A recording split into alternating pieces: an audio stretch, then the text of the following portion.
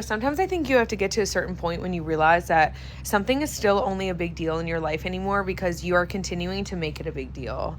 And that's not me trying to minimize the time and intention it takes to actually heal from things. I understand that and I honor it. And that's healing from anything, right? The loss of a friendship, the loss of, romantic relationship, betrayals, whatever that may be. I understand it takes a lot of time to heal.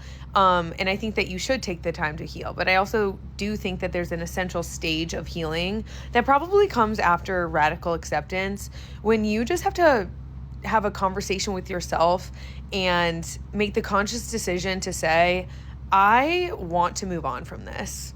And I do not have the energy to give to this anymore in my life. And I think that that is a very incredible stage to get to in your healing. And that doesn't mean that whatever the issue was doesn't matter anymore to you. It doesn't mean that it still can't hurt. It doesn't mean that you're excusing somebody's behavior.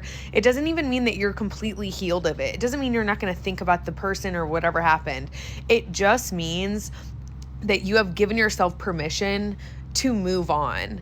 And that can be moving on in whatever ways feel best for you, right? It's you just making the conscious decision to not maybe give it as much energy as you were, right? Like maybe that means for you, every time you think about the person or situation, I'm going to choose not to go through the whole story again and replay this every time I think about it. Or maybe that means I'm going to stop talking about this with my friends. I can't keep saying the same things over and over and talking about this same, trauma of this with my friends. Maybe that's the decision that you make. But I do think you have to get to the point where you realize, okay, I am still here because I'm keeping myself here, and I have to move forward and I have to move on and I have to grow.